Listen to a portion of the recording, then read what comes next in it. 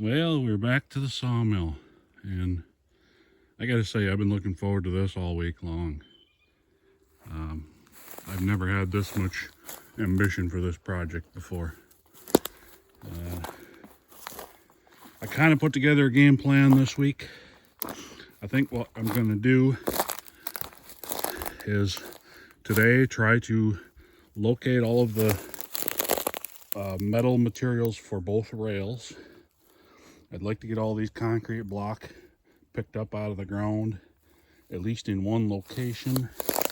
And ideally, I'd like to get this carriage removed. My feeble logic tells me I should work from the top down, and this carriage is the topmost component of this machine. So we'll see how that goes. Other than that, I did decide that I wanted to have a nice big workbench, and it doesn't hurt one single bit if that workbench is portable. Threw in a bunch of tools that I'm probably not going to need today, but I will need them on this project before I need them for anything else. And over my lunch break at work, I drew up some blueprints to scale of this machine, and I left them intentionally blank so that I can scribble and draw and add notations, and I printed off half a dozen copies here. If I need more, I'll print more.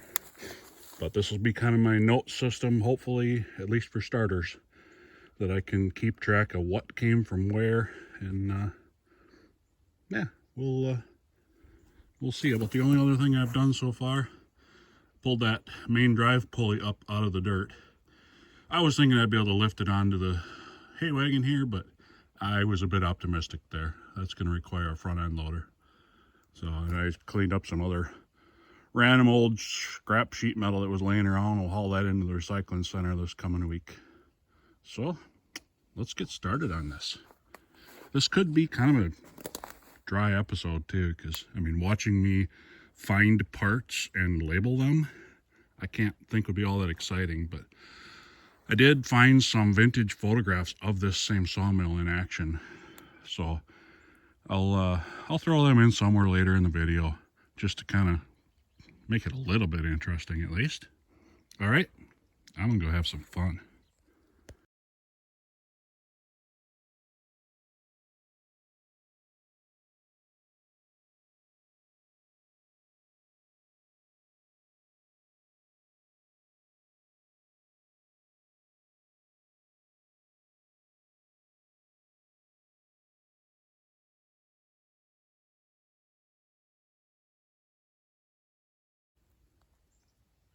All right, I've got the entire drive side rail removed, but the would be the outer, the right hand rail as we're looking at it now. It looks like there's 3 sections of metal. The first section I've got removed. The middle section has got the carriage sitting on top of it, so we're gonna have to get that carriage off of there next. Not really sure how I'm gonna manage that. I'm the only one here at the moment, but that won't stop me from trying. And then this final metal rail here is actually still attached to wood. So I was able to get some pretty accurate measurements off from this beam as far as length and width. And I'm gonna have to go get some tools in order to get that removed. I got all of the concrete blocks that I could find popped up and loose, other than there's a couple left underneath the drive mechanism. So I'm gonna go grab some tools and see about getting this tore apart a little bit more.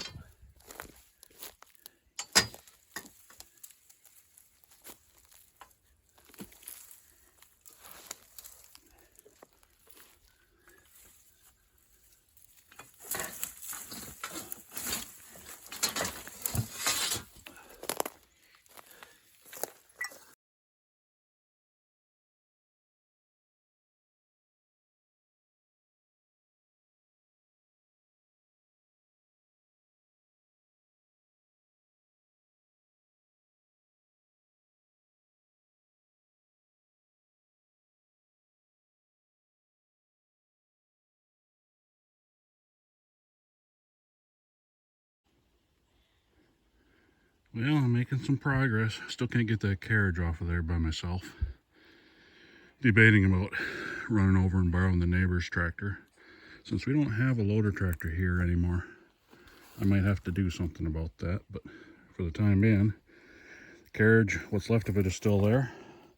I got all of the rails, wood, and everything cleaned up. The pulleys are on the wagon and labeled.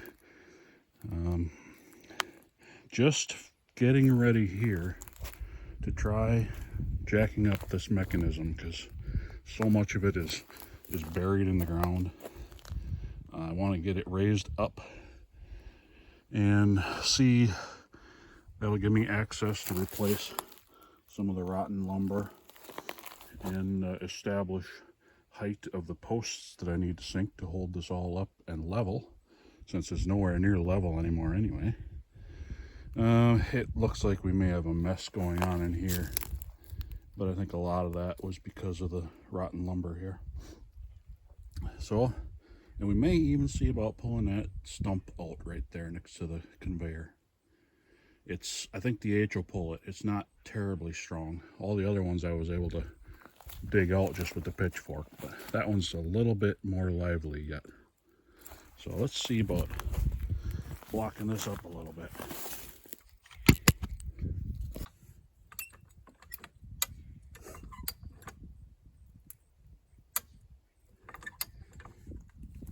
There we go.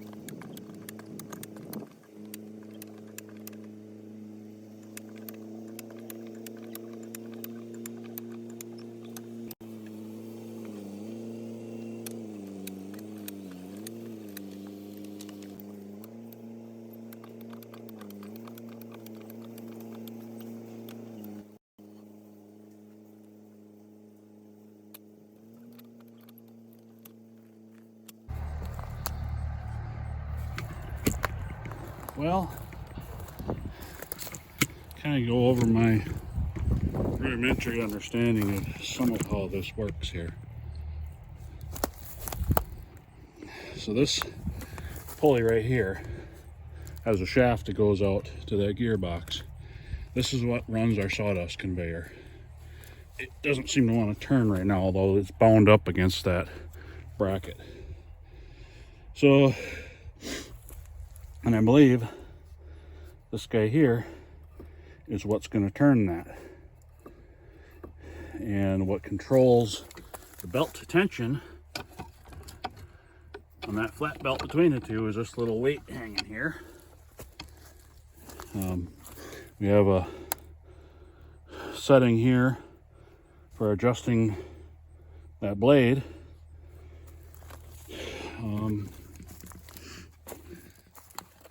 And then here,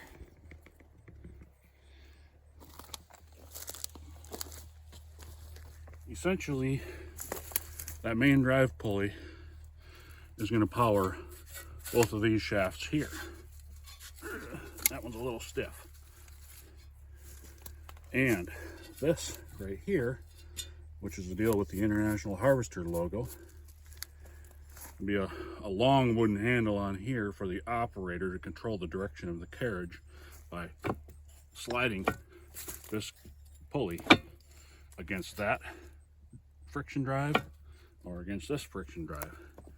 This wood over here is kind of rotten, so it's not engaging as firmly as it ought to, but we'll take care of that. So when this spins, drives this chain, which in turn, the chain spins this shaft, which has a gear on it. Obviously, it's supposed to be bolted to part of the lumber frame that is no longer in existence. And then you can see the matching gear on that winch drum, basically. There's probably a technical name for it, but I'm going to call it a winch drum, because that's kind of what it does. It winches that carriage one direction or the other. So it's all here. There's a lot of moving parts here, but it is all here. Well, I went ahead and moved our operation up here into the shed. I still got a couple hours of daylight left, but I got a neighbor coming tomorrow with the loader tractor to help lift that carriage, and we'll probably lift that main drive pulley at the same time. And I'd like to set them both right here on the hay wagon. So what that kind of means is all this stuff that I piled on here today needs to get cleaned up and scooched over to the other side of the wagon to open up this side for that carriage.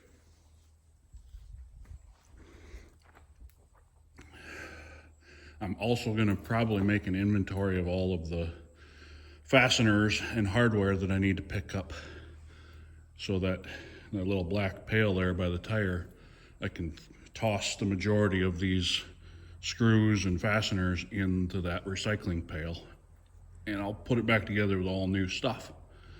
So now is going to be a good opportunity to get a count on how many of each of what that I need, and we'll get her all figured out.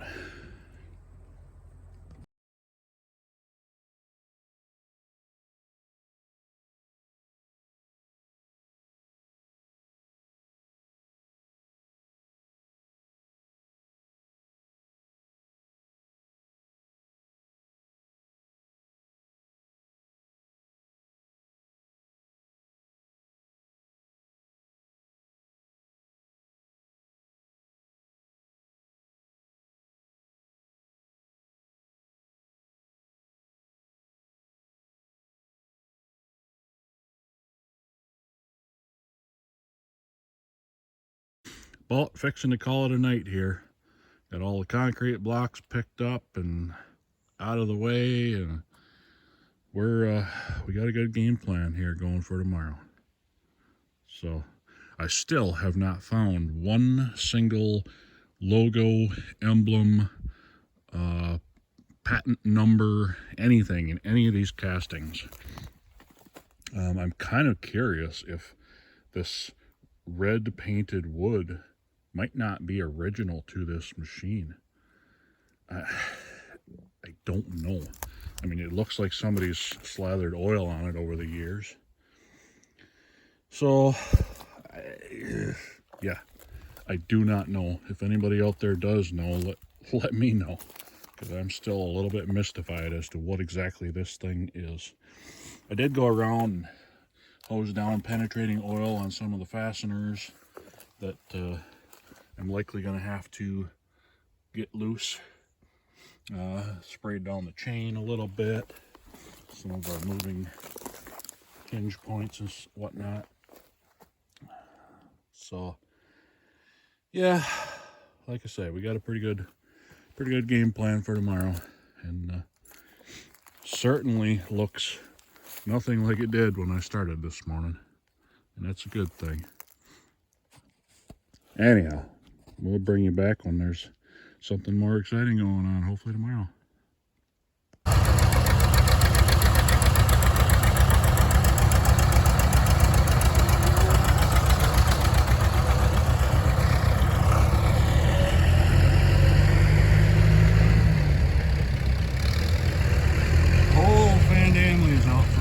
Today coming up here to help us. Sure do appreciate the help.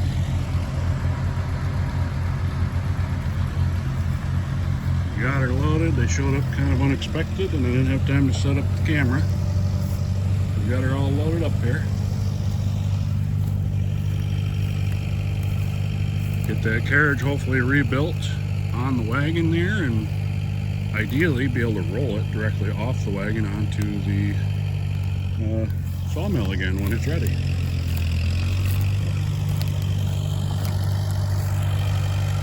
Now I have access to some of this stuff.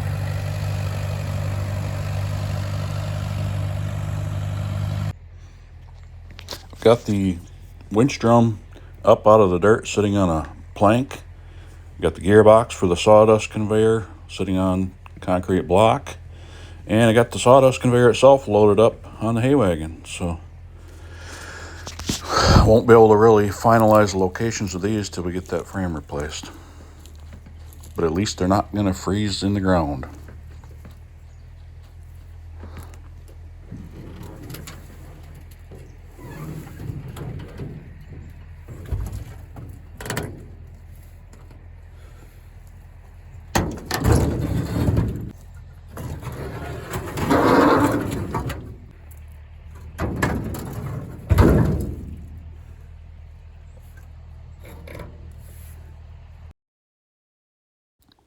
This picture doesn't show the sawmill real well, but it does show at one time it had a roof over it, and obviously they had quite a pile of logs lined up to go through it.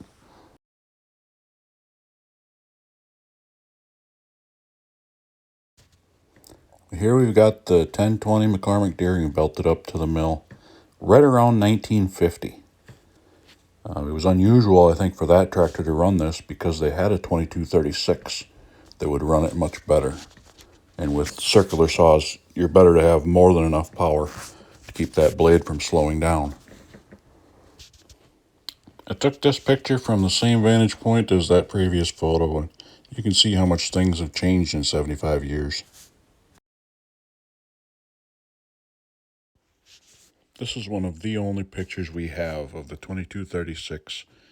This tractor spent most of its life powering the sawmill in these videos.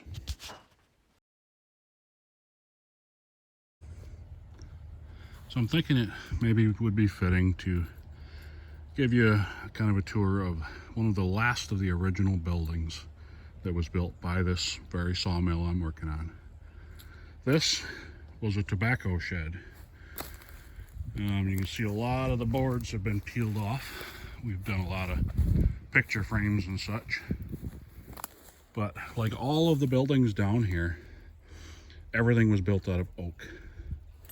You had oak rafters, oak uprights, oak side planks. Everything was made out of oak. And all of the walls of the building originally had hinges so you could flip up, at least 50% of the planks to allow air to flow through and dry the tobacco that was hanging. So, obviously there's not much left of it now. I'll throw up a picture of this thing back in its heyday. And this was the last of the original buildings to come down. It came down, I think, in 2019 due to extremely heavy snow load. And as you can see, it's, well, yeah, there ain't no saving this one. But this is just kind of an example of all of the original buildings that were here on the farm were built just like this. Oak on oak on oak, all home sawed, all done with this sawmill. So I guess that's where I'm going to leave you guys, and probably be another week before we get back to this, and hopefully be able to start building new instead of tearing apart old. So thanks for joining me. It's been a heck of a fun weekend so far. Catch you next time.